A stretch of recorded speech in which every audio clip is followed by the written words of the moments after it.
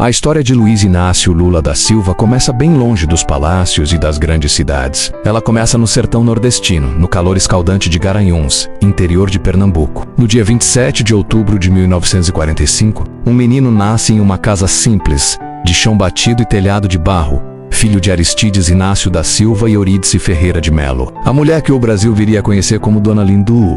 Lula foi o 7º de 8 filhos.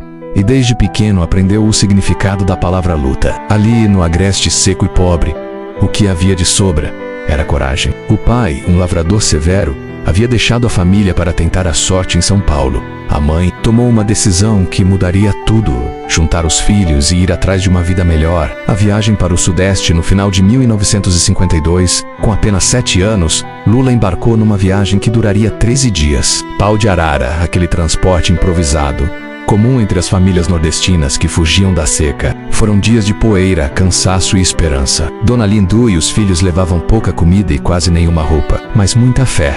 O destino era o litoral paulista, mais precisamente Santos, e depois o bairro do Ipiranga, em São Paulo, capital. A promessa de uma vida melhor, no entanto, não se realizou de imediato. A família enfrentou muita dificuldade, menos moravam em um cômodo apertado, dividindo espaço com ratos e esgoto, e muitas vezes faltava o que comer. Mas ali, no meio da pobreza urbana, Lula começou a moldar seu caráter trabalhador, persistente e solidário. Ele mesmo disse, anos depois: eu nasci para aprender com a vida. A escola da vida me ensinou o que é injustiça e o que é esperança. Desde muito novo, Lula trabalhou. Foi engraxate, vendedor ambulante e entregador de padaria. Ele cresceu vendo a mãe se desdobrar para sustentar os filhos e, ainda assim, nunca viu reclamar. Conseguiu entrar no curso de torneiro mecânico do Senai, um dos mais respeitados da época. Foi ali que Lula descobriu sua vocação para o trabalho industrial. Passava o dia inteiro no chão de fábrica e estudava à noite. Era o início de uma jornada que o colocaria entre os grandes nomes do sindicalismo brasileiro. Em 1964, o Brasil mergulhou em uma ditadura militar.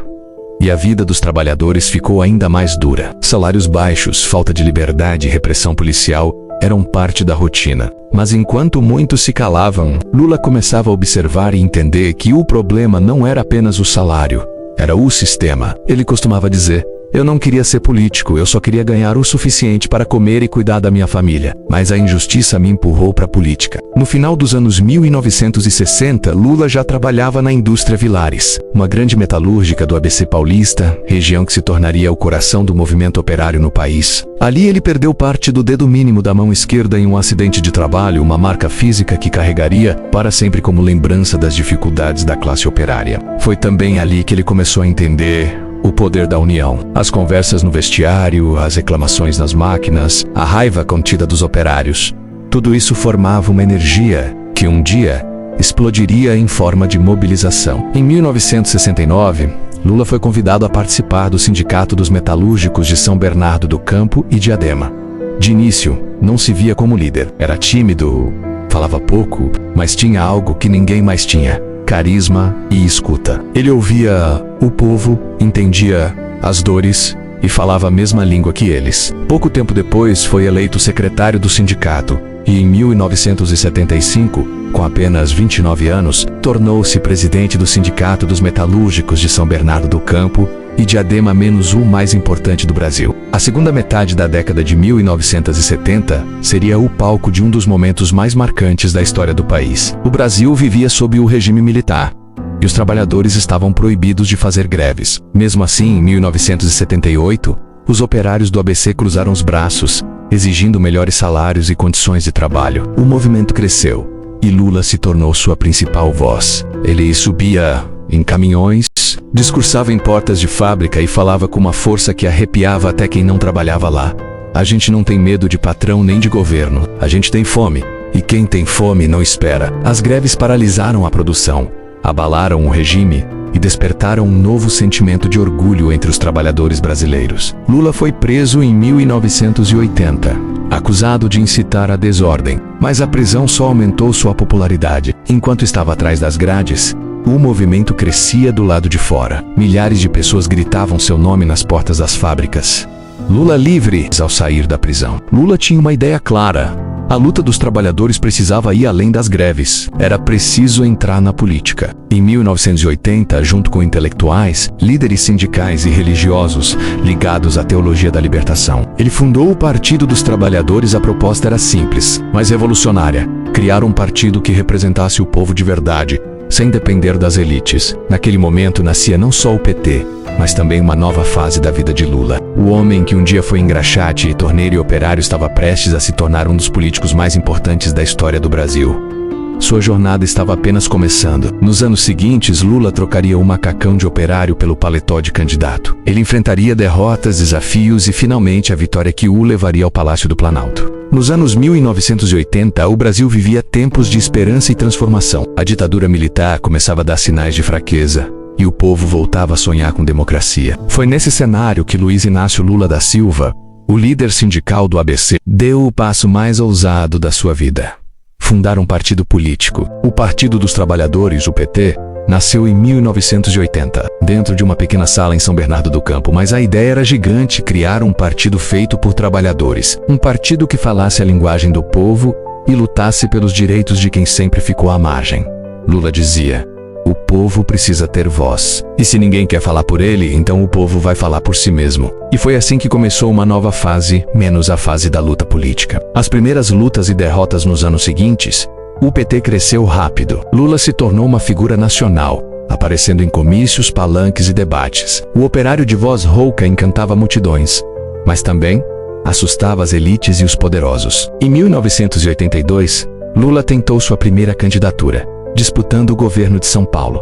Perdeu, mas a derrota não abalou. Ele sabia que cada passo era parte de um caminho maior. Enquanto isso, o Brasil passava por uma das maiores mobilizações da história: o movimento Diretas Já. Em 1984, milhões foram às ruas pedindo o direito de eleger o presidente pelo voto direto. Lula de pé no caminhão de som, gritando ao lado de artistas, estudantes e trabalhadores. As diretas já foram derrotadas no Congresso, mas a chama da democracia estava acesa. E em 1985, o país voltava a sonhar com um governo civil. As primeiras eleições e a ascensão. Em 1989, o Brasil realizou sua primeira eleição direta para presidente desde 1960. Lula, agora líder nacional do PT, era o símbolo da esperança popular. Do lado de lá estava Fernando Collor de Mello, um jovem político que se apresentava como caçador de marajás. A disputa foi acirrada. Lula crescia nas pesquisas e empolgava o povo com seus discursos simples e emocionantes. Mas, às vésperas da eleição, uma série de manipulações midiáticas e ataques pessoais enfraqueceu sua imagem. Ele perdeu, por uma diferença pequena. Foi a primeira grande derrota presidencial de Lula. Mas novamente ele não desistiu. Continuou viajando o país, ouvindo as pessoas, construindo alianças e fortalecendo o PT. Nos anos 1990, o Brasil enfrentava crises econômicas, desemprego e inflação. E a cada crise, a voz de Lula ficava mais forte. Lula tentou novamente em 1994 e em 1998, mas foi derrotado 2 vezes pelo presidente Fernando Henrique Cardoso, que surfava no sucesso do Plano Real, o programa que estabilizou a moeda e reduziu a inflação. Mesmo derrotado, entendeu? Percebeu que, para chegar à presidência, precisaria mudar o tom, dialogar mais com o centro político e tranquilizar o mercado. Foi assim que surgiu o Lulinha Paz e Amor, uma versão mais moderada e conciliadora do líder sindical combativo. Ele dizia: eu não quero governar só para os pobres, quero governar para todos, mas com um olhar voltado para quem mais precisa. Finalmente, em 2002, depois de 3 derrotas seguidas, Lula venceu. O Brasil inteiro parou para ver o operário nordestino de origem humilde subir a rampa do Palácio do Planalto. Era o símbolo da superação. O homem que um dia passou fome agora se tornava presidente da República Federativa do Brasil. Na posse, emocionado, ele declarou: se eu não fizer um bom governo, o povo pobre deste país nunca mais vai acreditar que alguém do povo pode chegar aqui. A partir desse dia, o Brasil mudaria e Lula também. O primeiro mandato de Lula, entre 2003 e 2006, foi marcado por desafios e conquistas. Ele enfrentou resistência, desconfiança do mercado e crises políticas, como o famoso escândalo do Mensalão, em 2005. Mas apesar das turbulências, o governo conseguiu melhorar a economia, reduzir o desemprego e tirar milhões de brasileiros da miséria. Programas como o Bolsa Família, o Fome Zero e o ProUni mudaram a vida de muita gente. Pela primeira vez, milhões de famílias pobres puderam comprar uma geladeira, uma televisão ou até viajar de avião. A imagem do Brasil também melhorou no exterior. Lula se tornou uma das vozes mais respeitadas do mundo. O ex-metalúrgico agora dialogava de igual para igual com presidentes, empresários e líderes globais. Em 2006, Lula foi reeleito com ampla vantagem. Seu segundo mandato consolidou o crescimento econômico, o aumento do salário mínimo e a geração recorde de empregos. O Brasil crescia, o consumo aumentava e a classe média se expandia. Ao final de 2010, quando deixou o cargo, Lula tinha mais de 80% de aprovação popular, um feito raro na história política do país. Ele saiu da presidência como um dos líderes mais queridos e influentes do mundo. Na cerimônia de despedida chorou e, entre lágrimas, disse: "Nunca antes na história deste país o povo foi tão respeitado. Eu saio daqui com a alma lavada e a consciência tranquila." Mas a história de Lula estava longe de acabar. Depois de deixar o poder, ele enfrentaria os maiores desafios de sua vida: doenças, acusações, prisão e condenação. Depois de 8 anos no poder, Lula deixou a presidência em 2011 como um dos líderes mais populares do planeta. O ex-metalúrgico que um dia sonhou em mudar o Brasil agora era visto como símbolo de esperança, não só aqui, mas no mundo todo. Ele passou o bastão para Dilma Rousseff, sua aliada e ex-ministra, que se tornaria a primeira mulher presidente do Brasil. Parecia o início de uma nova era. Mas o que viria a seguir seria uma das fases mais turbulentas da história política do país e também da vida de Lula. Dilma no poder e o início das crises. Durante o governo Dilma, o Brasil viveu altos e baixos. No começo, a economia ainda estava forte.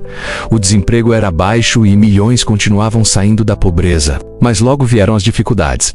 Protestos de 2013, crise econômica, corrupção e divisão política tomaram conta do país. Enquanto isso, a Operação Lava Jato começava a investigar esquemas de corrupção na Petrobras e em grandes empresas. Era o início de uma verdadeira tempestade. Embora Lula já não fosse presidente, seu nome aparecia constantemente nas investigações. A mídia o colocava no centro das acusações, e sua imagem, antissímbolo de esperança, começou a ser questionada. Em 2016, Dilma sofreu impeachment, foi retirada do cargo, o Brasil mergulhou numa crise política profunda e Lula passou a ser o principal alvo da oposição. Aquela fase de conquistas e aplausos havia acabado. Agora o ex-presidente precisava lutar não por votos menos, mas por sua liberdade. As acusações e a prisão em 2017, o juiz Sérgio Moro, responsável pela Lava Jato, condenou Lula por corrupção e lavagem de dinheiro no caso do triplex do Guarujá. Lula sempre negou as acusações, dizendo que era vítima de perseguição política e judicial. Mesmo assim, em abril de 2018, o presidente foi preso. A imagem de Lula sendo levado pela Polícia Federal correu o mundo. Para muitos, foi o fim de uma era, mas para outros, era apenas mais uma injustiça contra o homem que veio do povo. Na prisão em Curitiba, Lula passou 580 dias atrás das grades, mas nunca deixou de lutar. Ele lia, escrevia cartas e recebia visitas de apoiadores que o viam como símbolo de resistência. Em uma das cartas, Lula disse: "Podem prender meu corpo, mas não vão prender minhas ideias nem a esperança do povo brasileiro." A cada manifestação, as pessoas gritavam: "Lula livre!" E aquele grito ecoava por todo o país. Em novembro de 2019, o Supremo Tribunal Federal decidiu que ninguém poderia ser preso antes de esgotar todos os recursos na justiça. Com isso, Lula foi libertado. Pouco tempo depois, as investigações começaram a mudar de rumo. Em 2021, o STF anulou as condenações de Lula, alegando que o processo tinha sido conduzido de forma irregular e que o juiz Sérgio Moro agiu de maneira parcial. De repente, Lula estava livre e politicamente elegível novamente. Era o renascimento de um líder.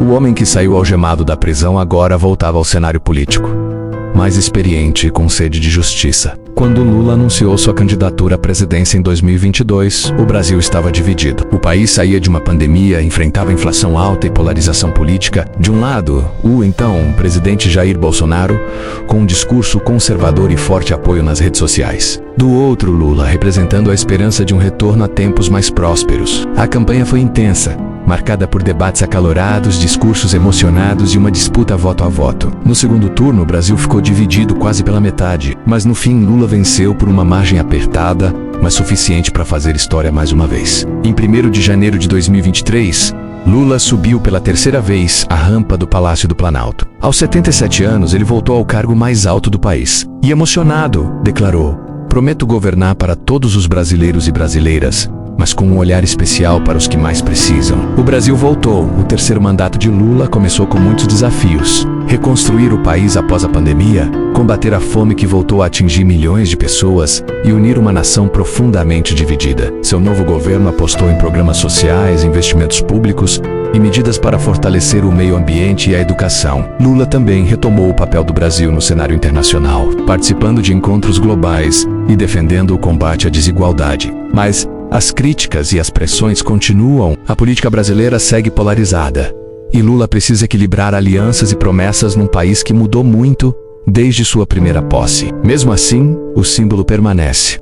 O homem que nasceu pobre no sertão nordestino, que foi operário, sindicalista, preso político e presidente, voltou ao poder pela força da democracia. Hoje, Luiz Inácio Lula da Silva é mais do que um político. É um personagem histórico que atravessou gerações, amores e controvérsias. Um homem que caiu, se levantou e provou que, com fé e coragem, é possível recomeçar. Se um retirante nordestino conseguiu chegar à presidência da República, qualquer brasileiro pode chegar onde quiser.